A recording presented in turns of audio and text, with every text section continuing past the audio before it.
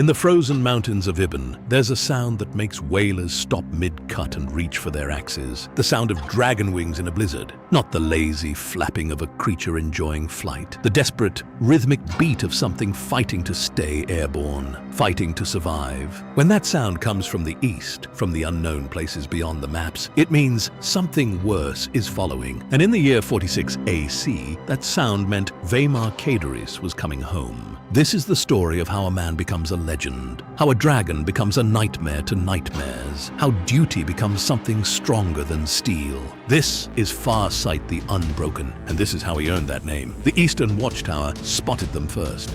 A grey shape against grey sky, moving wrong. Too fast, too erratic. Behind it, the clouds themselves seem to tear. Sound the chain! The watch captain's voice cut through the wind. Red shadow incoming! Eastern approach! The alarm bells rang across Ibben's mountain ranges. Lamp chains ignited in sequence, whale oil flames creating a pathway home through the storm. Vaemar Qhaedorys hunched low against Vadar's neck, one hand gripping the storm saddle harness, the other clutching his side where blood had soaked through the crimson armor and frozen into a dark crust. Behind them, three massive shapes pursued through the clouds. Bone maws, the apex predators from the far eastern wastes, 20 feet of muscle, fur, and serrated bone ridges, intelligent enough to hunt in packs, fast enough to chase dragons, and hungry enough to follow prey all the way to civilization. Vadar's left wing trembled with exhaustion. They'd been flying for 6 hours, fighting for 3 of them. Not yet. Vaemar whispered in Valyrian. Not yet, old friend. Get us past the outer markers. Then you can rest. The dragon's only response was another powerful downstroke that sent pain lancing through Vaemar's ribs. The eastern plateau appeared below, a natural choke point where the mountains narrowed into a single pass. Perfect defensive ground, if they could reach it. The lead bone maw closed distance, its bone-ridged skull lowered for a ramming strike. Vadar sensed it without looking and twisted mid-flight, sacrificing altitude for evasion. The creature's momentum carried it past, jaws snapping on empty air. But the maneuver cost them. Vadar's damaged wing caught a crosswind wrong, and they dropped 50 feet in a heartbeat. The mountain pass rushed up to meet them. Now! Vaemar roared. Vadar tucked his wings and dove straight down into the pass, pulling up at the last possible second. Rock walls blurred past on both sides. The bone maws, too massive to maneuver quickly, slammed into the canyon walls behind them. 2 of them. The third was smarter. It landed on the ridge above and began paralleling their flight, looking for an ambush point. Vaemar saw the defensive position ahead, a natural bowl where the pass widened. 3 dragon riders in red and black waited there, already airborne. The rescue patrol. Lead it in! The voice carried across the wind. Mylus, the range marshal. We've got angle! The bone maw above them leaped. It dropped from the ridge like a stone. Bone ridges extended, aiming for Vadar's damaged wing. It never made contact. 3 dragons hit it from different angles simultaneously. Coordinated, precise, practiced.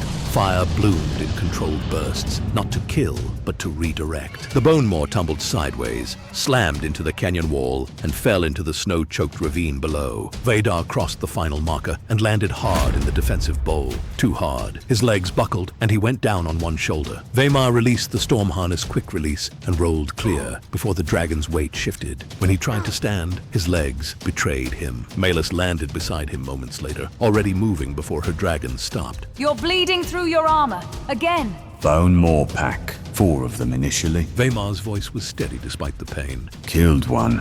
Lost track of another in the storm. These 3 followed me, 50 miles. Why didn't you lead them to the sea? Because they were heading toward the whaling camps. Vaemar met her eyes. I redirected them toward me. Toward home, where we could kill them properly. Mylus stared at him for 3 long seconds. You're insane. I'm a warden. The archive tower was older than the compact. The Ibbenese had built it to track whale migrations and storm patterns. Now it housed something more valuable, knowledge purchased in blood. Vaemar climbed the spiral stairs slowly, one hand on the wall for support. His ribs screamed with each step. He ignored them. The ledger of flame rested on its dragon-scale lectern, open to the previous entry. Vaemar's own handwriting, dated 6 months earlier. 3 glasswing swarms, coastal approach. Driven to sea using smoke lure corridors.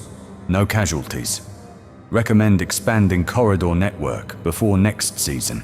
He turned to a fresh page and began writing. The entry was detailed, methodical, everything a future warden would need to know. Year 46, AC. Cycle 10. Eastern Deep Patrol. Solo flight. Vaemar. Contact with Vaemar Pack. 4 individuals. 40 miles beyond normal territory markers. Behavior pattern. Coordinated ambush tactics, suggesting higher intelligence than previous encounters. Primary striker distracted prey, while flankers approached from vertical angles. Critical observation. Pack was moving west with purpose, not randomly hunting. This represents 4th documented westward surge in 18 months. Migration pressure from unknown eastern source is accelerating. He paused, testing his ribs again. The pain was getting worse. That meant internal bleeding. He kept writing. Tactical note. Bone maws can be redirected using wounded prey flight patterns. They prioritize easy kills over territorial defense. Use this. Draw them to prepared ground. Never fight them in open sky. Recommendation. Double eastern patrols during cycle 11.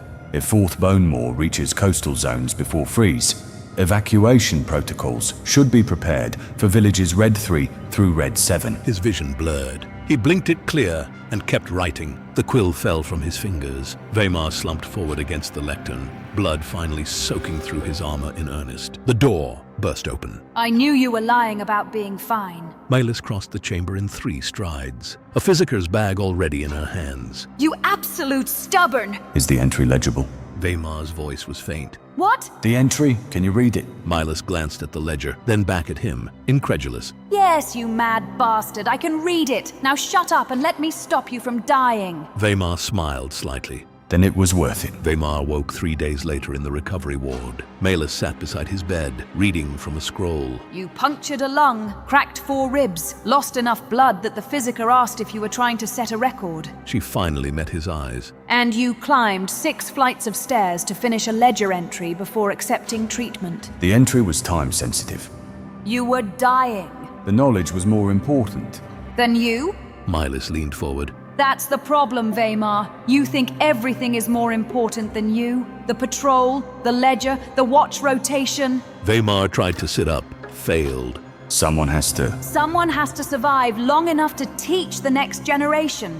Mylis's voice cracked. You're the best warden we have, the most experienced rider, and you're throwing yourself at monsters like you're trying to join them. Silence filled the recovery ward. Finally, Vaemar spoke quietly. My father died on the Eastern Watch. Glasswing Swarm, Year 12 AC. He held the corridor alone for 6 hours while 3 villages evacuated. Vaemar's eyes went distant. He lived long enough to report the swarm's movement patterns.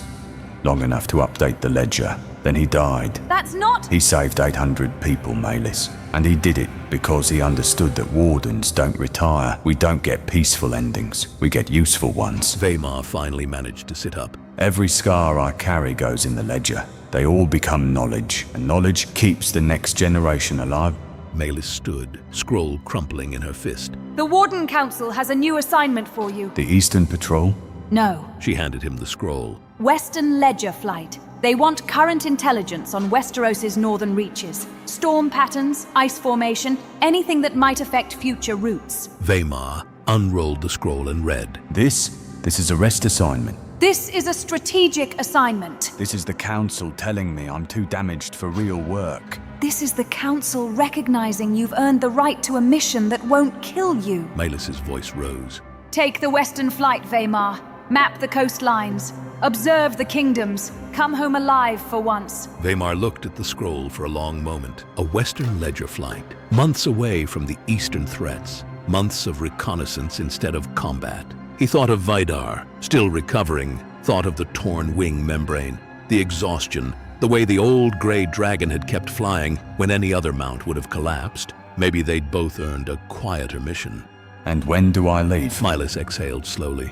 6 weeks. After Vadar's wing heals. After your ribs heal. 6 weeks later, Vaemar Qhaedorys stood in the eastern area as dawn broke across the mountains. Vaemar stretched his newly healed wing, testing the membrane. The scars were visible, silver lines across gray scales, but the physicers had done their work well.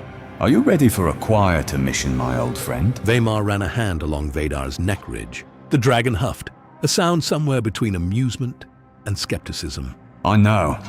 I don't believe it either. Vaemar climbed into the Frostcant saddle and secured the storm harness. Frostbrand hung at his side. The ledger chamber had a fresh entry waiting for his return, and somewhere to the west, beyond the frozen seas and the summer kingdoms, lay something the council wanted, mapped. The Wall. A border he'd never seen, a legend he'd only heard in stories. The range marshal had called it a rest assignment, but as Vaemar launched from the eyrie, wings catching the dawn wind, he felt something he hadn't felt in years: curiosity. What had the Targaryens built in the 2 centuries since they'd fled Valyria? What kind of kingdom could be forged with 5 dragons instead of 40? And what waited at the northern edge of their realm that required a wall 300 feet tall? West then. Let's see what the Dragon Kings have made of their new world. Vaemar banked west, leaving Ibben's lamp chains burning behind them. Neither dragon nor rider knew that what waited at the wall would change everything they believed about boundaries, warnings, and the invisible lines that even the bravest refused to cross.